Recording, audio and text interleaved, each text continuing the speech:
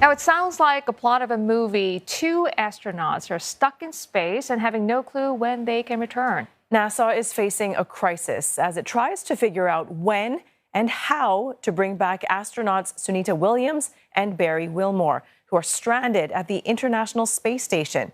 They blasted off in early June and were only meant to stay at the ISS for about a week, but their return has been repeatedly delayed over the past 2 months due to technical issues. Now, the astronauts were the first crew to test Boeing's new Starliner spacecraft and made it to the space station safely, but appears they will need another ride home as the Starliner suffered technical failures and hasn't been deemed safe to return to Earth.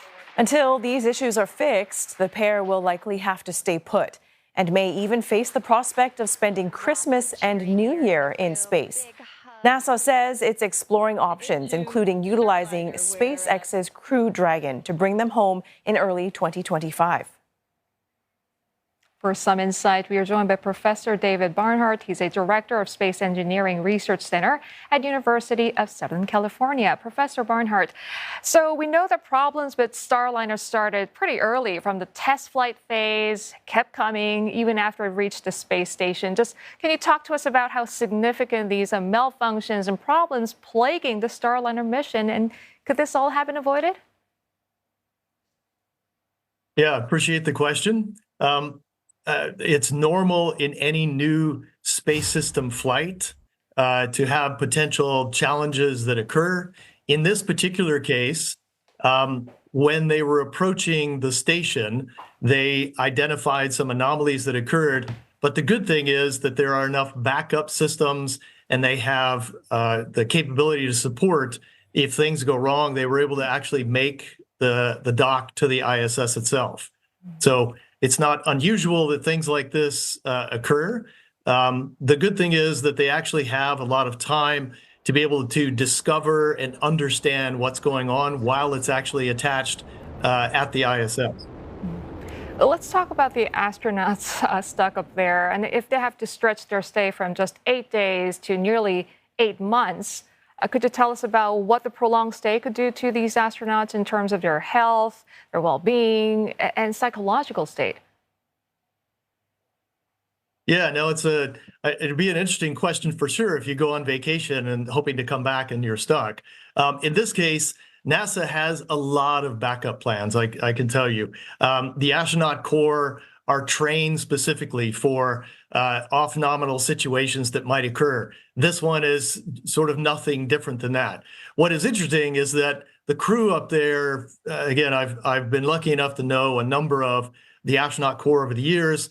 They are truly become a camaraderie. They all work together. One interesting fact that occurred is when they were going up, they were packing specifically to support their time on board, but they had to take some of their personal effects off for a short period of time in preparation for bringing up another piece of cargo. So at the moment, what's happening is that the crew is basically sharing the normal things that you would expect to take on a long duration mission or going to a long duration place with each other.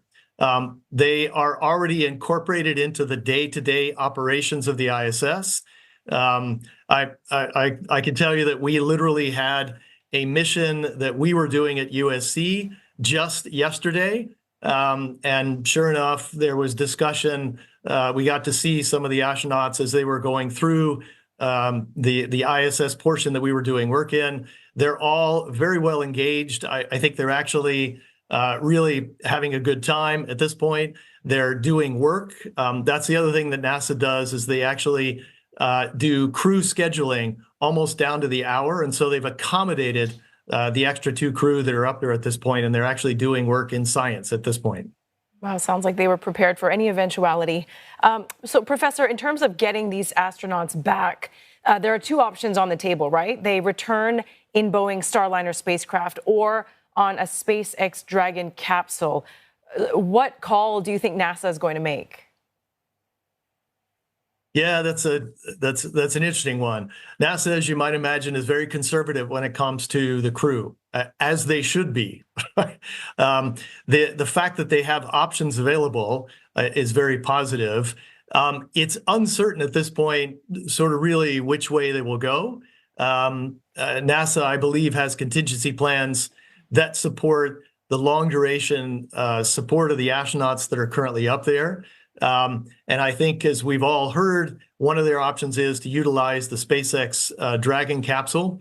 But by doing that, what it means is they would have to send up the next launch where they might actually have some seats available on that launch on the Dragon that's going up, such that they would have enough seats for these two astronauts to come down.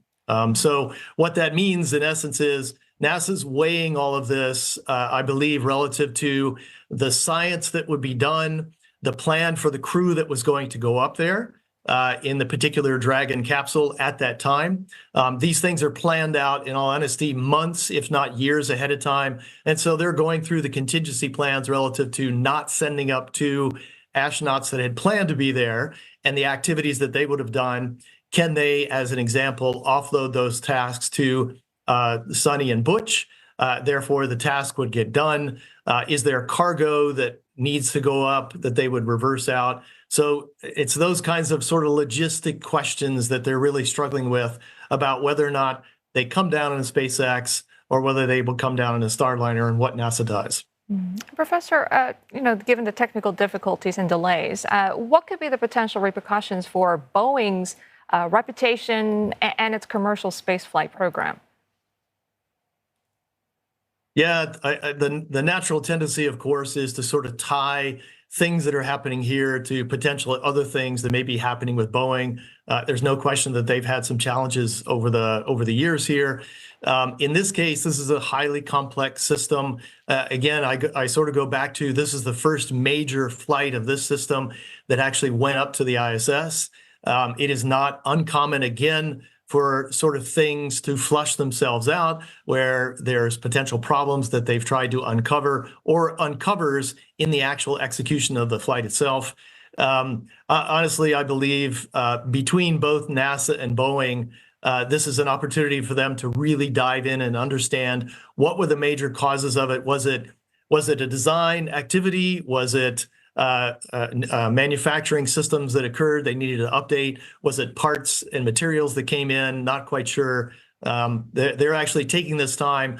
One of the things that a lot of people ask, why are they taking so long? It's very rare that you get the opportunity to test something and evaluate that had potentially failed while it's docked to the ISS. So this is actually time they're using to understand what's gone wrong with it.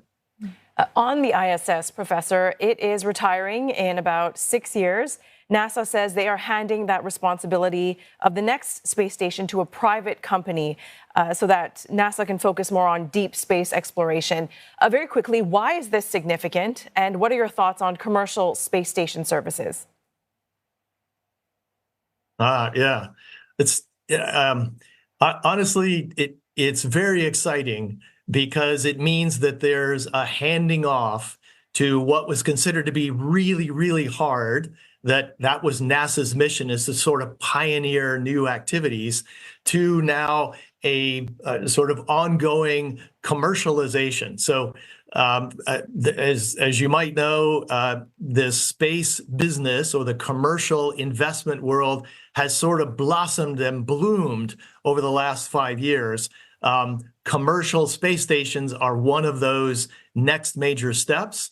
So from my standpoint, and sort of from the students, the opportunities that are going to be placed in front of them to take that next step to do even greater things than what NASA has done is really exciting to everybody. It's been a very interesting conversation. Thank you very much for your time today. That is Professor David Barnhart, Director of Space Engineering Research Center at the University of Southern California.